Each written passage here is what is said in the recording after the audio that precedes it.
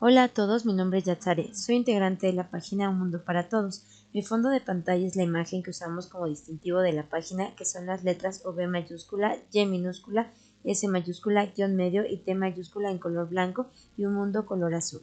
Tengo el cabello suelto de lado, color claro. Tengo lentes morados con forma cuadrada. Mi color de piel es blanca. Mi playera es color roja. Y con nosotros, el día de hoy, les voy a pedir a mis compañeros que se presenten y describan. Maestro Víctor. Muy buenas tardes a todos. Mi nombre es Víctor Lara. Soy colaborador de la página Un Mundo para Todos. Y soy un hombre adulto de 35 años. Utilizo lentes. Actualmente tengo barba poblada. Estoy usando una playera color rojo, rojo saturado. Y de fondo tengo una pared blanca con una ventana donde entra mucha luz. Doy espacio a mis compañeros y profesores, la maestra Cuchita y el maestro Hugo. Hola, ¿qué tal? Mi nombre es María Concepción, soy colaboradora de la página Un Mundo para Todos, tengo discapacidad visual, soy una persona de tez blanca, estoy ahorita con el cabello castaño oscuro, trenzada en un chongo y tengo una playera roja con una flor blanca más o menos a la altura del pecho. Ok, yo soy Hugo Enrique Padrón Hernández, soy moreno, cabello negro, tengo una playera tipo polo color rojo. Tenemos aquí en nuestras espaldas dos cuadros. Detrás de la maestra Conchita es un cuadro de flores rojas y yo, color lila. Son cuadros hechos por mi suegra. Ok, muchas gracias. Hoy tendremos una entrevista relacionada a la infancia, por lo que hemos invitado a la licenciada Elsa Mora Juárez, psicóloga educativa con especial atención de niños con déficit visual y problemas de aprendizaje. Experiencia de más de 20 años en el acompañamiento psicológico de niños con baja visión y su familia en Hospital APEC. Le cedo la palabra para que se presente y describa. Hola, buenas tardes a todos. Yo soy Elsa Mora Juárez. Tengo el cabello largo, color castaño. Estoy usando una playera roja. Atrás de mí hay una pared azul y algunos cuadros con el logotipo de psicología. Nada más, estoy usando lentes y pues es todo.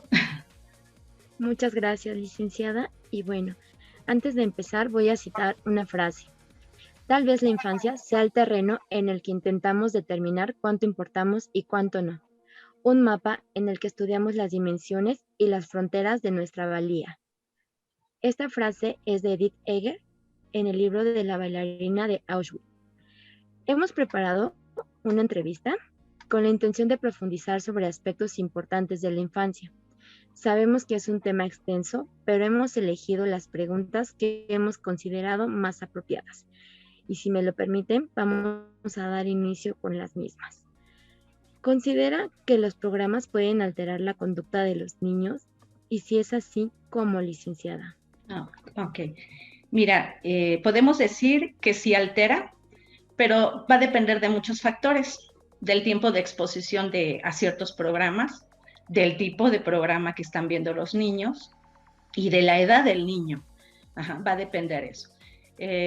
Algo que puede aportar mucho la televisión es si los padres o los cuidadores comparten ver la televisión con el niño y al terminar el programa se pueda hacer como una plática, una reflexión, un análisis sobre el programa. Y esto ayuda a que el niño se vuelva un ser crítico, un ser selectivo y reflexivo además. Entonces, no podemos decir que del todo afecte, porque también tiene sus aportaciones buenas. Y bueno, una sugerencia, bueno, pues sería que los papás seamos muy selectivos de los programas que vamos a permitir ver a los niños, porque recordemos que hay una etapa en donde los niños tienden a imitar y entonces el que los expongamos a programas con mucha violencia pues estamos fomentando que ese niño imite después ese tipo de conductas, ¿no? De conductas violentas. Entonces, simplemente si logramos ser selectivos y explicarles por qué sí esto y por qué no puede ver aquellos programas, esto también puede ser bueno y en el sentido de compartir como familia algún programa, alguna película, en ese sentido podría ser muy positivo. Ok, excelente. ¿Cómo influyen los actos de otras personas en los niños? Si estamos hablando, por ejemplo, los actos de la... Pues sí es muy importante que los papás se den cuenta que, como te decía, los niños son muy observadores, hay una etapa en la que son muy observadores de las acciones de los adultos. Entonces, pues tratar de que los papás o los cuidadores seamos como muy congruentes, ¿no? Con lo que decimos y con nuestras acciones. Porque si todo acto va a dejar un aprendizaje en ese niño, un aprendizaje puede ser positivo o un aprendizaje negativo. Pero sí, muy importante que seamos muy cuidadosos con estos actos porque sí, pueden llegar a afectar o a lastimar. Claro, sí, sí, es muy importante el lenguaje que utilizamos. ¿Y usted considera que las palabras que usamos con los niños, de qué forma les pueden impactar? Sí, toda palabra que se maneje como un insulto o como una palabra negativa, genera siempre una cuestión emocional, ¿no? Una sensación emocional. Palabras negativas van a generar pues emociones también negativas, ¿no? De sentimientos malos en el niño, ¿no? Palabras positivas generan lo contrario, placer, bienestar, alegría. Entonces, pues igual los adultos podemos ser muy cuidadosos para elegir qué palabras utilizamos con los niños. Algo que debemos de evitar porque se maneja mucho las etiquetas, ¿no? Ya sea en la escuela o sea en casa. Etiquetamos a los niños y a veces, por ejemplo, cuando estamos trabajando con el niño alguna cuestión escolar, tendemos a utilizar, lo he escuchado mucho, ¿no? Que se tiende a utilizar esta palabra, es que eres muy tonto, es que no aprendes nada.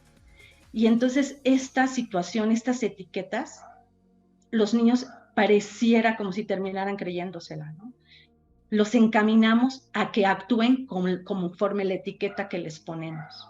Entonces, sí ser cuidadoso, evitar esas palabras que puedan afectar y mejor utilizar palabras que los impulsen, que los motiven, que generen algo positivo. Por ahí hay algún experimento que ya tiene mucho tiempo que se ha dado, ¿no? De los vasos estos con agua, ¿no? En donde a un vaso se le manejan puros insultos, al agua se le habla con puros insultos y al otro vaso de agua con puras palabras buenas, positivas, agradables. Y cómo el vaso de agua a la que le estuvimos diciendo puros insultos se empieza a poner, se empiezan a hacer como pedazos como si se juntaran las moléculas, pero todas desorganizadas. Y en el vaso donde hubo palabras agradables, estas moléculas se unen en una forma muy bonita, muy perfecta. Entonces, claro que tiene que ver nuestras palabras y crean un efecto en los niños. Claro, porque yo creo que si en el adulto hacen cambios, pues cuanto más en un niño, ¿no? Que va iniciando en esta etapa. Y bien, ¿cómo podemos identificar en la infancia si un niño tiene déficit de atención e hiperactividad? Okay. El déficit de atención en etapas menores, o sea, en la primera infancia, es difícil de diagnosticar. Se debe de diagnosticar ya en etapa escolar. ¿Por qué? Porque ahí es donde el problema de un déficit de atención es que el niño tiene dificultad para regular su atención y su concentración. Entonces, ¿dónde se va a reflejar ese problema? En la etapa escolar, donde ahí le va a costar trabajo adquirir ciertos aprendizajes, va a tener mucho problema con eso y su conducta también le va a costar trabajo regularlo. Por eso se diagnostica en la etapa escolar. Pero hay algunos indicios en la primera infancia que nos pueden indicar que probablemente el niño tenga algunas situaciones que pueden llevarlo al déficit de atención. Por ejemplo, en la etapa de bebés, son niños que duermen muy poco, que no pueden completar un horario de sueño como otros bebés, ¿no? Como en lo general, ¿no? de los bebés. Son niños que ya cuando están que caminan o en gateo, les cuesta mucho trabajo concentrarse o entretenerse en una sola actividad. Saltan de una actividad a otra, de un juego a otro. Algo también que los identifica es, por ejemplo, el niño, aunque sea hiperactivo, puede aceptar o puede tolerar comer sentado hasta que termine, pero si nos asomamos por abajo de la mesa podemos observar sus pies y sus piernas con mucho movimiento. Ajá. Entonces, y además entonces tratan de comer muy rápido porque ya les urge pararse, ¿no? Algo también que nos puede indicar, bueno, es que son niños muy impulsivos, les cuesta mucho trabajo respetar turno, son niños que frecuentemente por esta situación de su impulsividad tienden a ser rechazados, ¿no? Como que no quieren jugar con ellos. Esos pueden ser algunos indicios, pero en realidad para diagnosticarlo es hasta la etapa escolar. Perfecto. Sí, creo que también es muy importante retomar aquí que siempre debemos de tener un acompañamiento con un profesional apto para poder diagnosticarlo, porque pues obviamente uno que convive con ellos día a día a lo mejor omite algunas actividades que ellos realizan, ¿no? Y a lo mejor nosotros como adultos lo normalizamos y decimos, es que es su día a día, pero en realidad no, hay algo que está siendo diferente y que a veces como padre o como cuidador no queremos ver porque es nuestro niño, ¿no? Entonces, creo que es definitivamente muy importante el acompañamiento que pudiéramos tener. Okay, sí. Y en este caso, ¿cómo pudiéramos identificar en un niño actitudes sobresalientes? Ok.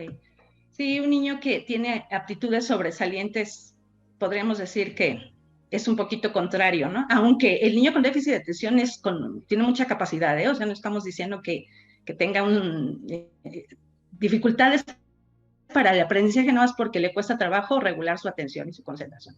Pero, por ejemplo, los que tienen aptitudes sobresalientes son niños con un elevado nivel de lenguaje, ¿no? Por ejemplo. O son niños que les gusta mucho platicar con adultos y su lenguaje pues es elevado. Tienden a hacer preguntas como muy avanzadas, que a veces a los adultos pues impacta mucho, ¿no? Son niños que se fijan en detalles que no ni niños ni otros adultos se podrían fijar, ¿no? O hacen preguntas muy elaboradas, a veces son muy sensibles y se preocupan mucho por ciertos temas a corta edad. Entonces, son algunas características que podremos identificar en ellos. Es difícil para familias o para maestros a veces identificarlos y saber cómo interactuar tanto con ellos como también con los niños con déficit de atención. ¿Qué hacer, no? ¿Qué hacer? Pues es lo mismo, sí, acercarse a un profesional porque en la escuela, por ejemplo, esos niños con altas habilidades y aptitudes, pues tienden a aburrirse muy fácilmente en la escuela, porque aprenden muy fácilmente conceptos y aprendizajes elevados, entonces se aburren y empieza a tener a lo mejor algún tipo de conductas que entonces se van a interpretar de otra manera, de ahí la importancia de sí acercarse con un profesional para poder ayudarlos. Ok, sí, creo que sí, debemos de reforzar mucho esta parte del especialista, del profesional preparado. ¿Y usted desde qué edad considera que se puede dar terapia psicológica a un niño?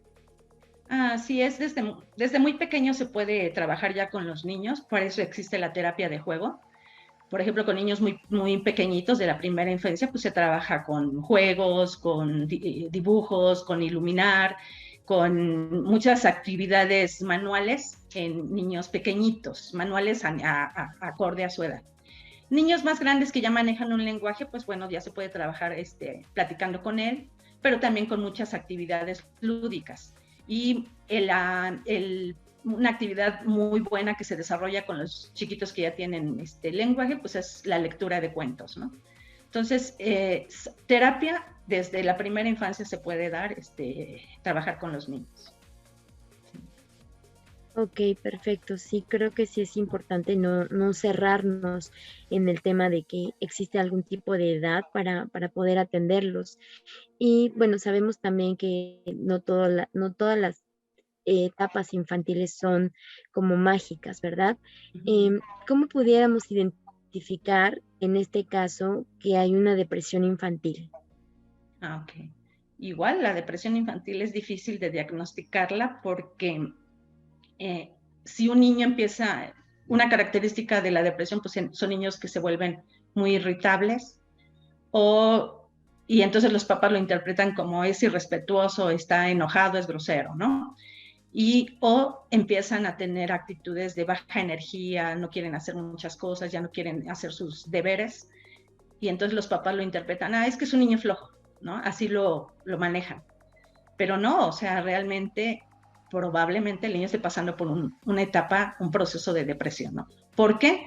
Porque algo característico que nos puede indicar que pueda ser depresión es que, por ejemplo, en la escuela, si su ritmo académico era un buen rendimiento, de buen rendimiento, y de repente, repentinamente, baja mucho su rendimiento escolar, nos está indicando algo. Ahí los maestros pueden apoyar mucho, ¿no? Nos está indicando algo. Si el niño no se comportaba así, tenía un buen rendimiento, ¿qué está pasando, no?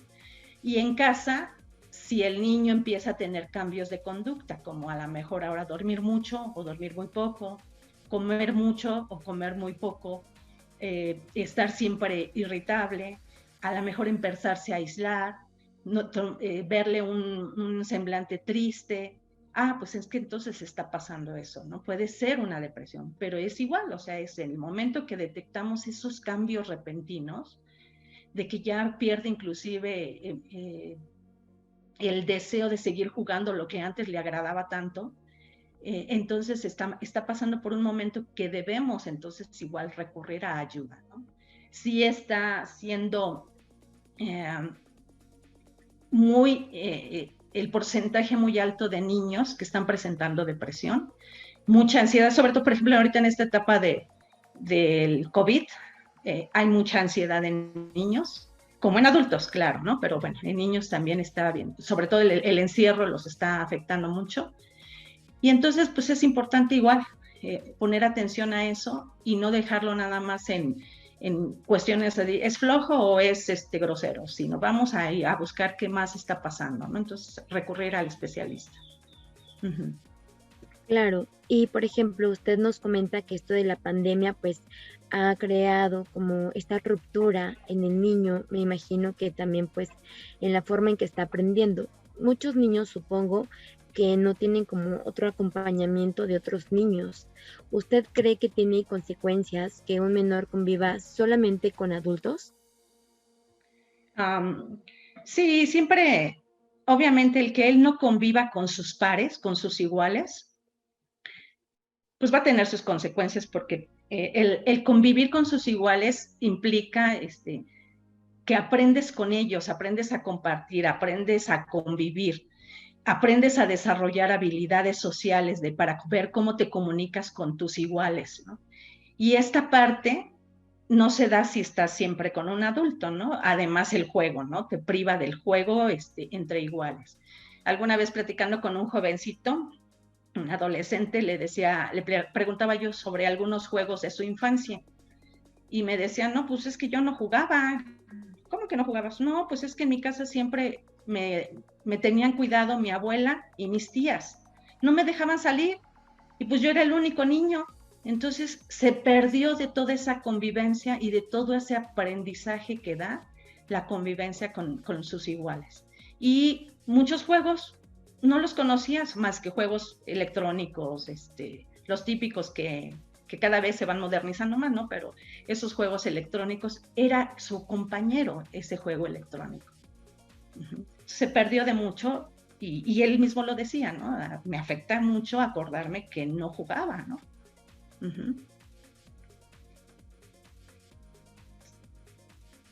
Eso es todo. Claro, sí, sí es como... perdón. Claro, y sí creo que es muy importante justamente la parte de estar tratando de que si no es al menos con adultos o con niños la convivencia, como lo comenta, de sus iguales, pues al menos tratar de adaptar a ese niño como una convivencia lo más sana también para él, ¿no?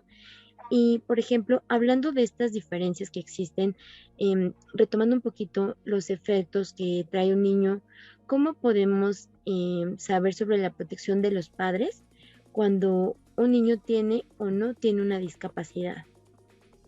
Ok. Sí, si la familia tiende a la sobreprotección, que se da, el niño tenga o no tenga discapacidad, como dices, se da mucho, esa necesidad que tenemos los papás de meter a nuestro hijo en una burbuja, crea niños muy inseguros. Generalmente son niños que crecen con muchos miedos, con poca tolerancia a la frustración, se vuelven niños muy inseguros, pero también esa sobreprotección genera mucha ansiedad. Esa sobreprotección genera mucha ansiedad. Siempre como papás podemos manejar así como un término medio, porque tan solo el hecho de hacerles o resolverles todo a los niños y sobreprotegerlos, sin palabras les estamos indicando al niño, tú no puedes y yo te tengo que ayudar o siempre te va a tener que ayudar alguien. La sobreprotección eso crea y eso le transmite. Entonces, el hecho de meterlos en nuestra burbuja los limita, sí limita su desarrollo.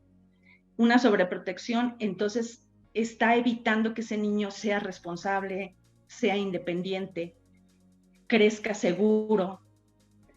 De ahí, por ejemplo, ahí en donde estoy, en el hospital, se da mucho por el problema visual, pues los papás tienden a sobreproteger a los chiquitos y cuando ya son adolescentes y su visión sí le permite desplazarse, desenvolverse, pero como lo sobreprotegieron, el niño es muy temeroso ya cuando es un adolescente. Y entonces llegan mamás y me dicen, es que no quiere hacer muchas cosas, ¿no?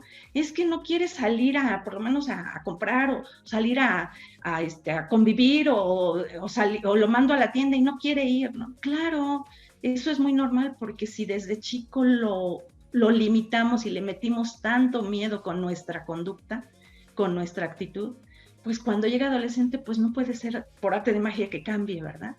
Entonces, sí es un trabajo desde la niñez para crear que el niño tenga o no tenga algún déficit, necesitamos crear niños seguros.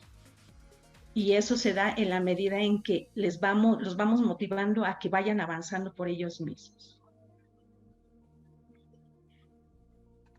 Claro, y también aquí algo que es muy importante es que debemos de ser adultos responsables y tomar en consideración que prácticamente pues esos niños son el futuro, pero en realidad quienes están formando ese futuro somos nosotros, porque estamos siendo los cuidadores principales de esas personas. Entonces, todo lo que nosotros les enseñemos o el camino que nosotros les estemos mostrando, seguramente será el camino el cual ellos van a seguir, ¿no? Claro que cada quien en algún momento se va a independizar, va a elegir, pero realmente sí sucede que vamos como esta costumbre, ¿no? De llevar lo que me enseñan, lo voy a decir yo, lo que me enseñan lo imito.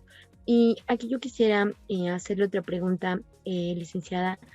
¿Cuáles son las etapas más importantes en la infancia a las que un padre debe de prestar atención para detectar alguna alteración? Ok.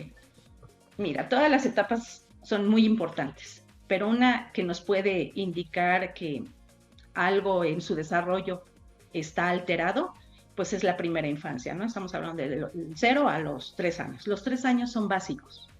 Son básicos para evitar que algún problema que tenga el niño pueda desencadenar secuelas en el futuro. ¿Cómo lo podemos hacer? Bueno, es que si detectamos algo, para eso existe, por ejemplo, la estimulación, porque en la primera etapa es donde se desarrolla, bueno, pues el sistema motor, la cognición, y en el sistema motor pues podríamos detectar algo, y si entonces de inmediato empezamos a buscar ayuda, y entre eso viene la estimulación, con esto vamos a evitar problemas mayores en el futuro, ¿no? O sea, que haya secuelas en el futuro. Entonces, la etapa básica y muy importante para evitar complicaciones mayores son los 3 primeros años. Ajá. Ahí es donde se debe de hacer un trabajo intenso en estimulación cuando detectamos un problema en el niño. Sí, claro, no dejar pasar, y retomamos nuevamente, no normalizar en ningún momento estas actitudes que pueden llegar a tener los niños. Y referente a esto, ¿cómo podemos saber si las conductas que está teniendo, por ejemplo, mi hijo en este caso, son las adecuadas a su edad o ya implican algún tipo de trastorno social o psicosocial en este caso? Ok. Sí, un trastorno psicosocial, bueno, pues tiene que ver eso, ¿no? Es la relación de la persona con el medio ambiente, ¿no? Entonces, un trastorno psicosocial pues tendría que ser toda aquella conducta que rompe o trata de romper reglas, ¿no? Trata de romper normas, ¿no? Una conducta psicosocial pues podría ser la agresividad de los niños en la escuela, ¿no? O los niños que desafían las reglas de escuela y de casa, ¿no? Ese podría ser. Entonces, ya cuando es una intensidad mayor y ya está creando problemas constantes tanto en la escuela como en la casa, entonces podemos decir que ya se presentó ahí un problema psicosocial que tenemos que atender para que no escale a un trastorno ya mayor, ¿no? A una patología mayor. Entonces, ¿cómo detectarlo? Pues cuando tenemos chiquitos en ese sentido, ¿no? Que están desafiando, que ante cualquier demanda tienen una actitud muy negativa. Y en la escuela se presenta el mismo problema, que son típico, ¿no? Que los maestros están llamando constantemente a los papás porque el niño no quiere respetar ciertas normas de la escuela, o ya rebasó y está ya golpeando, digamos, a los compañeros o a maestros, que sí llega a pasar, porque allá, por ejemplo, en el hospital me han llevado niños que se pusieron a patear a los doctores, ¿no? Entonces, y sí, me los llevan así tal cual, ¿no? Dices, me está pateando, ¿no? Entonces, ahí hay que detectar. Siempre que hay un problema psicosocial, tiene que ver con el contexto en el que se está desarrollando el niño. O sea, el contexto familiar, ¿qué está favoreciendo para que se presenten esas conductas en el niño? Entonces, se tendría que analizar desde el contexto, desde la familia, y para poder trabajar y saber qué está pasando ahí por lo que el niño está actuando de esa manera. Claro, esto no deja de ser un trabajo en equipo y sí, un trabajo muy importante. Cambiando un poquito el tema, por ejemplo, ahora se está presentando mucho en las redes sociales, los noticieros, esta parte de los abusos sexuales que pueden llegar a cometer, pues, en este caso, ¿no? Los adultos u otros niños con otros niños. ¿Cómo podemos explicarle a los niños sobre este tema de la sexualidad y cómo podemos ayudarlos a que se puedan evitar estos abusos? Normalmente sabemos que se presentan más en los cuidadores que tienen los cuidadores primarios, el papá, el tío, el padrastro, el sobrino, pero claro que también se puede generar en otro entorno. ¿Cómo podemos aterrizar esta parte? Uh-huh. Sí, con los niños sí es muy importante que desde temprana edad empecemos a hablar de sexualidad, ¿no? ¿Cómo hablar, no? Por ejemplo, el niño empieza a preguntar, o cuando se está bañando, empieza a preguntar sobre las partes de su cuerpo, ¿no? Entonces hay que hablarle claramente con el nombre como es, ¿no? Y no sentirnos avergonzados como papás o como mamás, de sentirnos mal porque nos haga una pregunta con respecto a su cuerpo. Hablarle como son, con las palabras claras. Y ahí podemos aprovechar, explicarle que esas partes de su cuerpo son privadas y que solamente, que nadie las puede tocar, que solamente las puede tocar con el permiso de él. Entonces ahí les podemos, ahí es donde podemos aprovechar para explicarles.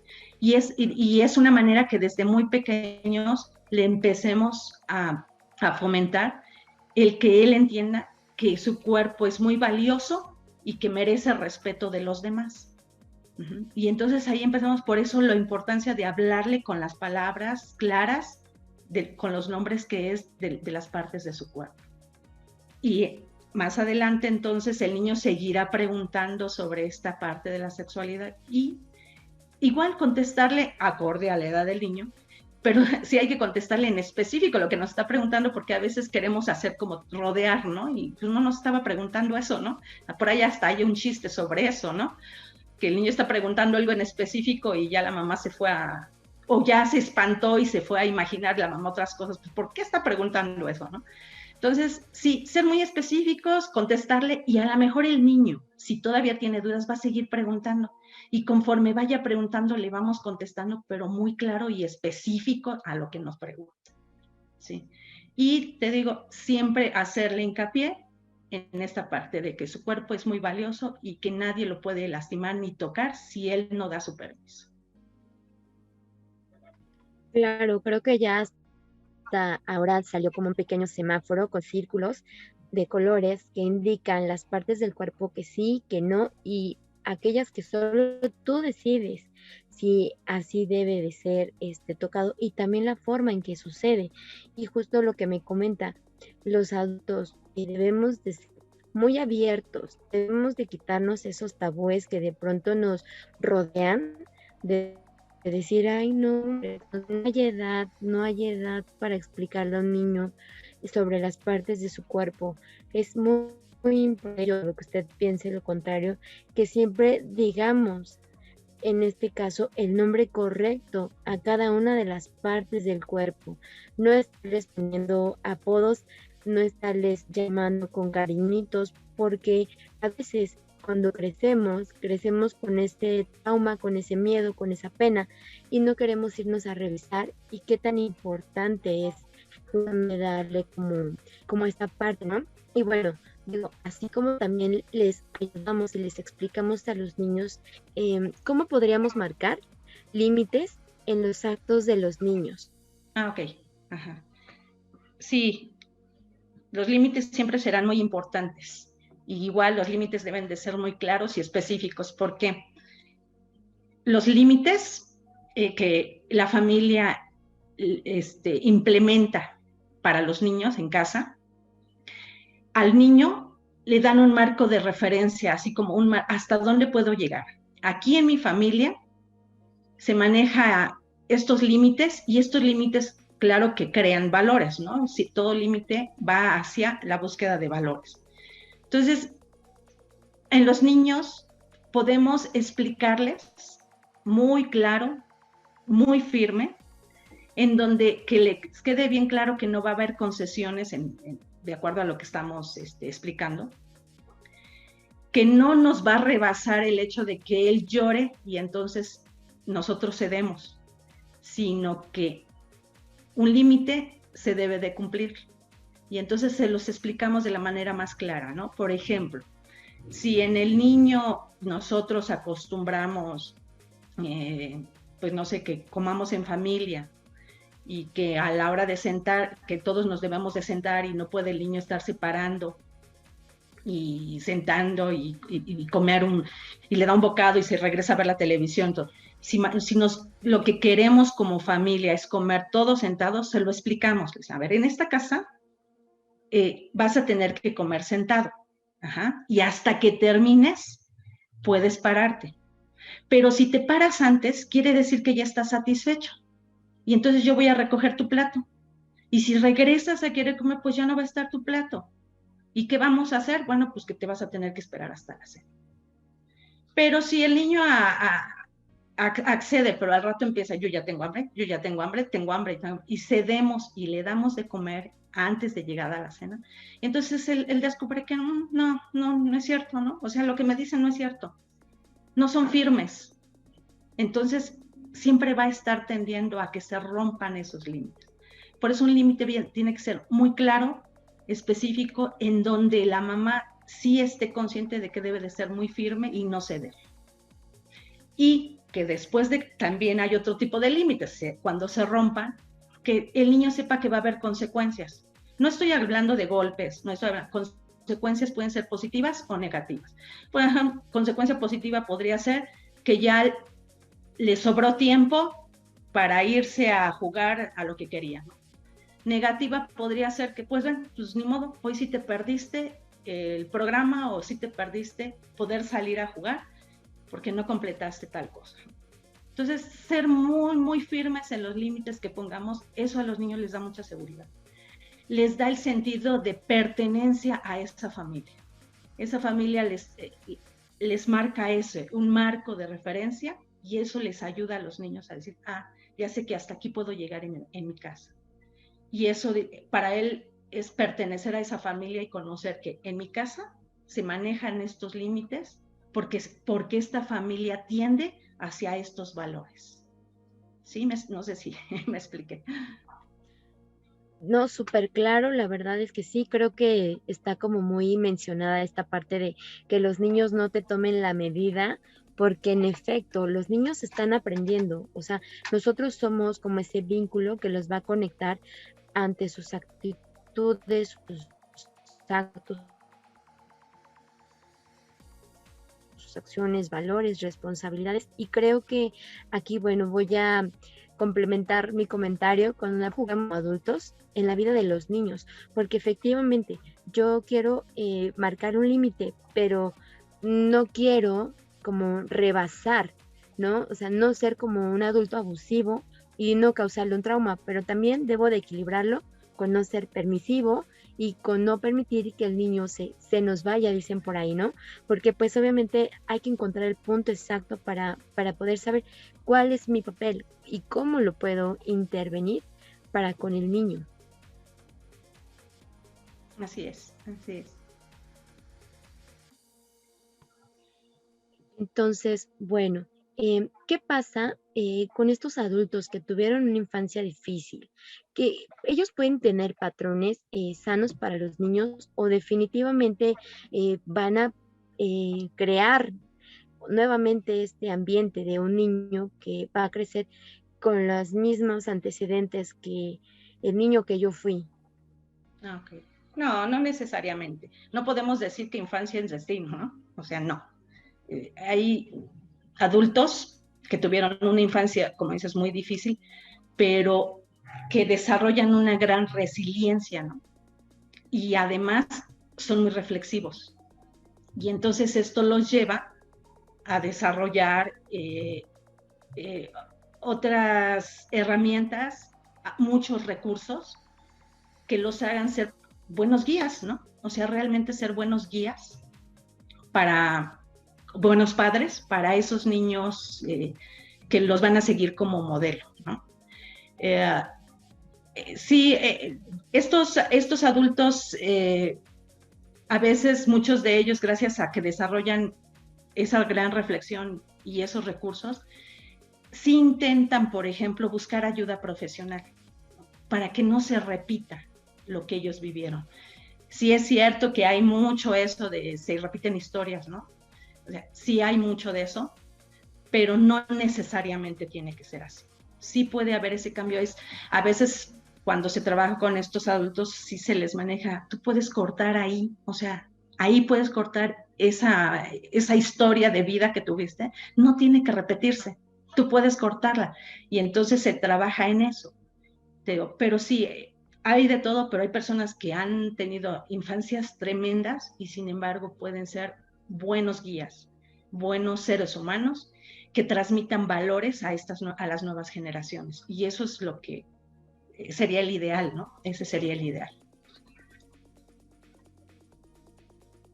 Claro, dicen por ahí, rompe esa cadena que tú como niño realmente tenías, ¿no?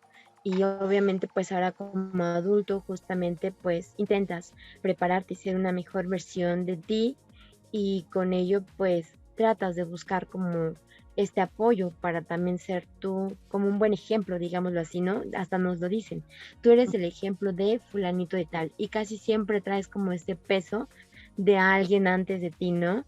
Entonces, aunque no queramos, se viene la situación. Así es. Y bueno, antes de terminar, licenciada, nos surgió una pregunta de último momento hablando sobre pandemia y hablando sobre estos problemas que estamos teniendo como padres.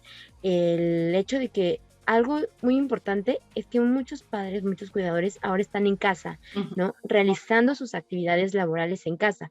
O habemos quienes tenemos que salir, pero el niño sigue aquí, no hay dónde dejarlo y no hay como tal alguien ahí.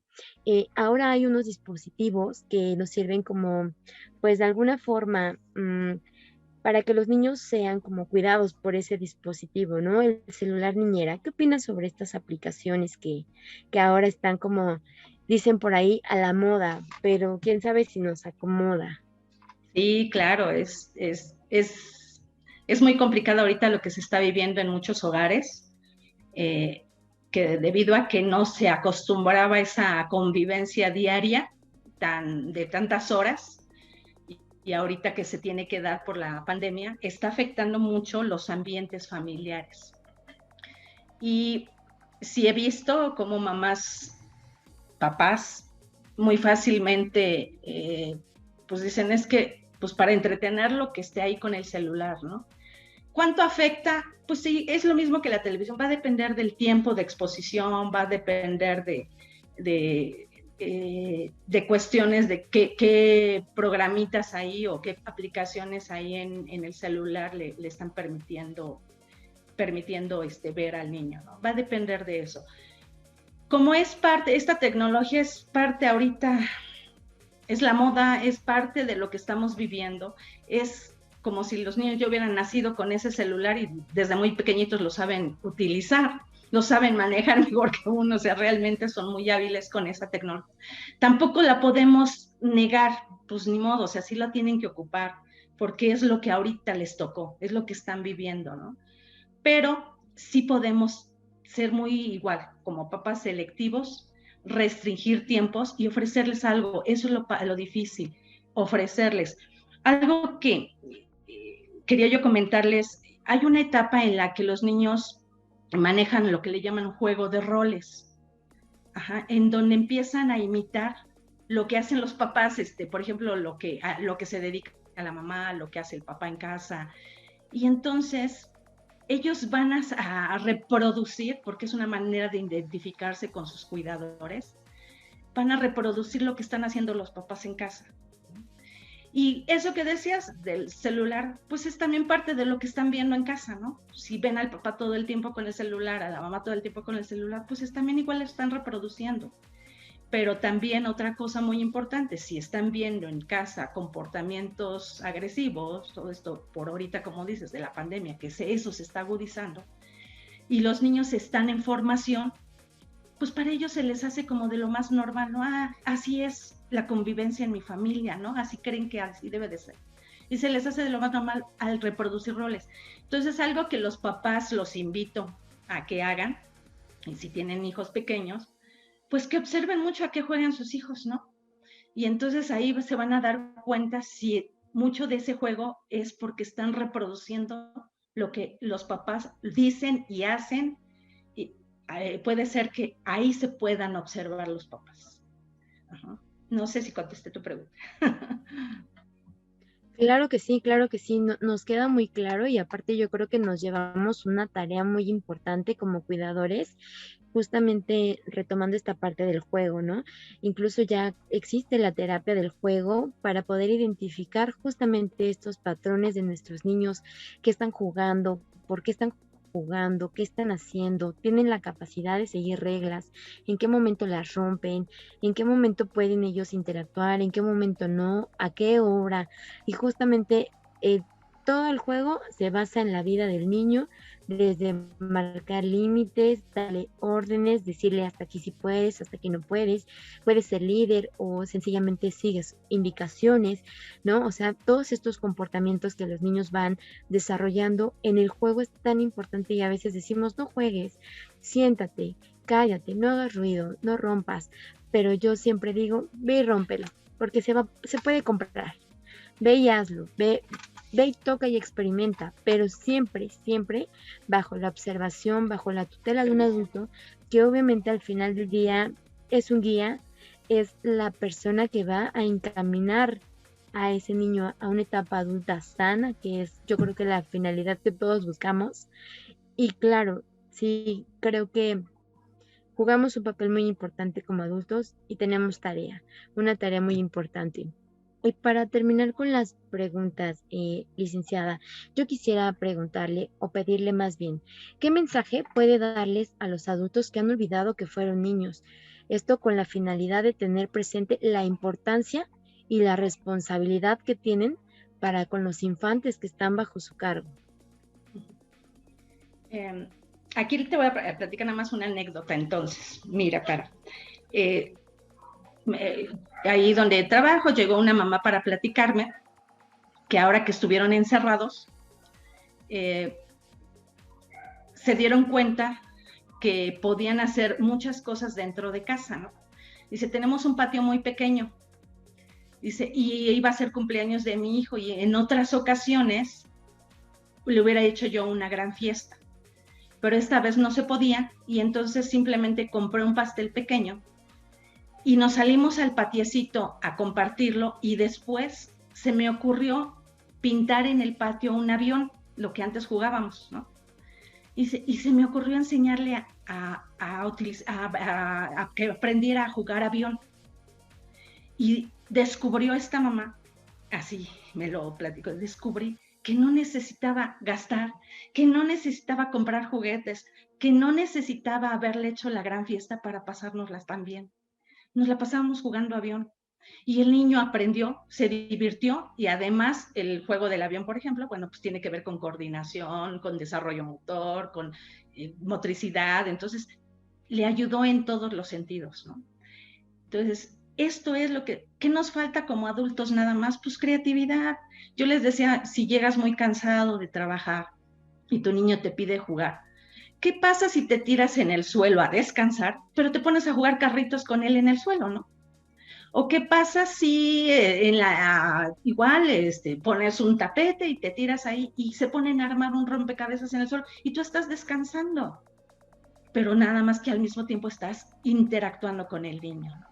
Entonces, simplemente como adultos nos está faltando creatividad, pero también, como dices, nos está faltando acordarnos que cuando éramos niños, lo más importante en esa etapa era jugar. ¿Sí? El juego era lo más importante. No estar viendo televisión. Los niños, digo, de antes creo que no pasábamos tantas horas en el televisor, sino lo más importante era salir a jugar. Y entonces, si no se puede ahorita por esta situación de pandemia o porque ya no hay lugares muy amplios para el juego para los niños por los peligros de los autos y demás, pues entonces seamos creativos y aunque sea una actividad en la que al mismo tiempo nos permita descansar, podemos convertirla en una actividad recreativa y de disfrute y de convivencia muy sana.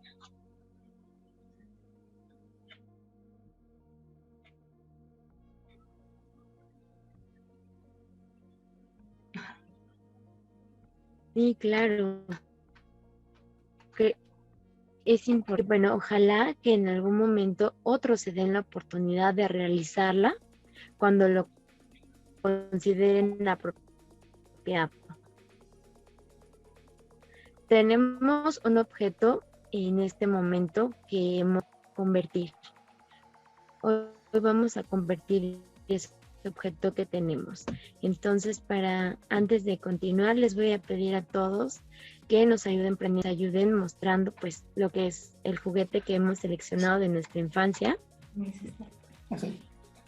Y antes de continuar, les voy a pedir a todos que en este momento nos demos una oportunidad muy importante de viajar en el tiempo. Vamos a usar nuestra imaginación y vamos a encontrarnos con ese niño que fuimos y lo vamos a encontrar y nos vamos a ir con mucho amor, con mucha empatía y sobre todo con mucho respeto y le vamos a decir que hoy somos ese adulto que necesita. Entonces, este objeto que hoy tenemos aquí enfrente se va a convertir en mi niña del pasado. Entonces, voy a iniciar con unas palabras a mi niña del pasado. Este juguete que yo tengo aquí es un hada. Esta hada tiene unas alitas moradas, es albina, es decir, color blanco de todas partes y está como sentadita. Tiene una base de una esfera que es totalmente transparente. A mí me encanta todo lo de vidrio. Me encanta. Desde pequeña siempre me ha encantado, aunque lo rompa, me encanta. Entonces, hoy este juguete se convierte en la niña que yo fui en el pasado y yo le quiero decir a esa niña que soy ahora en este objeto, que no se preocupe, que no nos hemos convertido en lo que tanto soñamos, pero somos mucho mejores.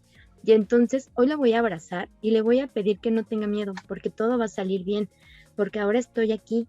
Y entonces quiero decirle a esa niña que fui, que no se preocupe, que yo la libero de todos esos sueños y que justamente hoy estoy luchando por otros y que no me voy a cansar hasta que esa sonrisa siga hasta el final de los tiempos y que a lo mejor físicamente no la voy a poder ver, pero va a vivir en mi interior para toda la vida hasta que la vida así lo decida y termine conmigo. Entonces le voy a pedir, licenciada, que sujete usted su objeto, viaje en el pasado y nos diga qué le diría a esa niña con la que ahora se está encontrando. Bueno, yo tengo aquí una lotería y un memorama. Y bueno, sí, yo recuerdo que me acompañaron en mi infancia, ¿no? Fue una infancia de mucho juego. Era una época en la que podíamos salir a la calle y compartir con los iguales, ¿no? Y jugar mucho, correr mucho, saltar mucho, pero también existían los juegos de mesa que disfrutábamos mucho. Y esa niña que fue y que seguirá siendo, porque a veces tengo que jugar con muchos niños de los que veo, entonces seguirá siendo esa niña porque el juego en cualquier etapa de la vida, nos remite a esa infancia hermosa que espero que la mayoría hayamos tenido, pero que si no la tuvimos, nunca es tarde para empezar a jugar y tener esa experiencia maravillosa del juego con nuestros iguales, de compartir, de sonreír, de reír mucho ante esa convivencia. Y siempre lo más importante, jugar, no importa la edad. Gracias. Muchas gracias, licenciada. Le voy a pedir, maestros Hugo y Concepción, que ahora ustedes se atrevan a viajar en el tiempo y se encuentren con esos niños que fueron y conviertan su objeto.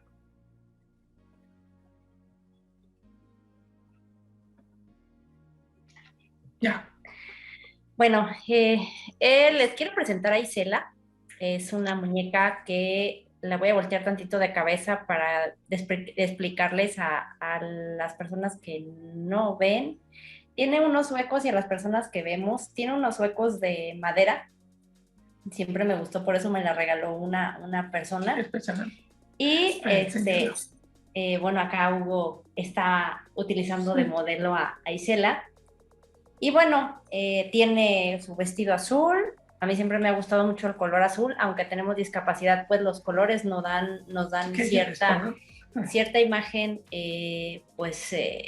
ahora sí que sensorial. Me encanta el azul. Y tiene trenzas. A mí siempre me peinaban de trenzas.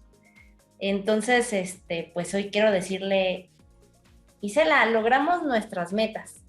¿Por qué? Porque pues a mí me gustaba mucho jugar contigo. Ya no lo puedo hacer tan seguido, pero a mí me enseñaron a tocar, a jugar, a peinar y ahora me encanta peinarme, me encanta arreglarme, me encanta maquillarme. Logramos nuestros sueños y vamos a una más, porque, bueno, me gusta trabajar por la defensa de la persona con discapacidad y tú y yo les vamos a enseñar juntos a los niños que a veces atendemos que pueden jugar, que pueden tocar y que pueden sonreír. Muy bien. Bueno, este es un helicóptero. Bueno, durante mi infancia fui muy feliz con él porque jugaba con mis hermanos. Es curioso porque a ellos les tocó unos carros, a mí me tocó un helicóptero.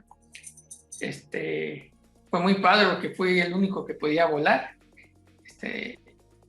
Lo disfruté mucho y pues ahora que soy adulto mayor, pues es algo muy padre tenerlo de nuevo y seguir disfrutándolo de sus vuelos y todo eso. Y me da cuenta, ahora que estoy casado y todo eso, pues es muy padre porque son dos personas que están aquí adentro, pues ahí estamos los dos simbolizados, pero estamos en esta vida, o sea, siguiendo con estos vuelos y todo eso. Adelante. Muchas gracias, qué bueno que se dieron la oportunidad. Maestro Víctor, por favor, le voy a pedir que nos ayude, que viaje en el tiempo y que convierta su objeto en el niño que fue. Curiosamente hay una película que se llama El encuentro conmigo mismo. Te la recomiendo muchísimo. Y el objeto que yo tengo, o que les voy a presentar, es un carrito de madera súper pequeñito. Viene con otro set, pero elegí me gusta muchísimo. Y lo importante de este carrito, o la parte más fundamental, es que no lo tuve en la infancia, sino llegó años después, cuando yo ya era adulto. Entonces, siempre me hace recordar justamente esa parte que no debemos de olvidar, y es, por ejemplo, tener valores, decir la verdad.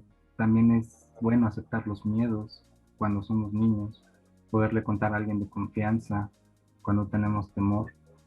Y todas esas características que nos llevan a fomentar y ser personas de bien son las que no debemos de olvidar, porque en cada niño justamente se puede proyectar una persona digna a futuro. Entonces, no importa en qué edad te haya llegado el juguete maravilloso, lo importante es nunca perder esa inocencia, esa infancia, y pues siempre llevarla contigo en tu corazón. Claro, muchas gracias. Qué importante es recordar algo, ¿no? Nosotros podemos dejar de ser niños, pero no también podemos dejar de crecer en cuanto a alma, es decir, seguir siendo niños todo el tiempo en el interior. Y bueno, pues quisiera citar una frase que dice que el niño que no juega no es niño, pero el hombre que no juega perdió para siempre al niño que vivía en él y que le hará mucha falta. Es de Pablo Neruda. Y pedir a todos y a cada uno de ustedes que seamos el adulto que de niño tanto pedíamos. Sigamos siendo esos niños que nos prometimos que jamás querían. Hagamos magia y que nuestro niño para siempre. Les quiero agradecer a todos y a cada uno de ustedes por haber participado en este encuentro, en esta entrevista, que es para nosotros muy importante recalcar sobre todos los aspectos que conllevan a un niño y a la relación que tiene con el adulto. Ser un niño también siempre va a ir acompañado de una persona responsable, que es el guía. Jamás olvidemos esta parte porque es muy importante para todos. Les voy a pedir que antes de finalizar mostremos nuestro juguete a la cámara, tomemos nuestra foto de fin de evento.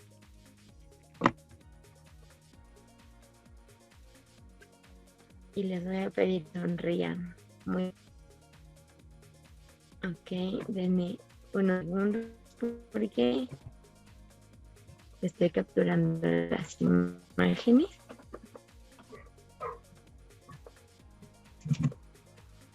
Una última y termino. No los veo tan sonrientes. Barbaridad. Listo, pues muchísimas gracias nuevamente a todos y cada uno de ustedes. Licenciada Elsa, muchas gracias. No, al contrario. Su participación ha sido muy importante para el evento y también su trabajo muy admirable, porque a lo mejor hoy fue una entrevista, pero con su trabajo de día a día estoy segura que interviene en todas las etapas, especialmente pues en la que ahorita estamos. Muchas gracias. Esperemos que existan más momentos como este. Maestro Hugo, maestra Concepción, muchas gracias por su apoyo, gracias por sumarse a este pequeño acto que tenemos, gracias por ser parte del equipo. Maestro Víctor, gracias porque pues es mi mano derecha en todo esto, gracias por confiar en este sueño y muchas gracias a todos por hacerlo realidad. Hasta aquí, pues bueno, me despido de todos ustedes y espero que nos ayuden compartiendo este material que considero que todos debemos de tenerlo muy presentes y debemos de llevarnos la tarea de ser adultos ejemplares para esos niños. Muchísimas gracias a todos. Al contrario, gracias a ustedes, gracias por la invitación y me dio mucho gusto verlos aquí. Gracias, igualmente. Gracias. Gracias.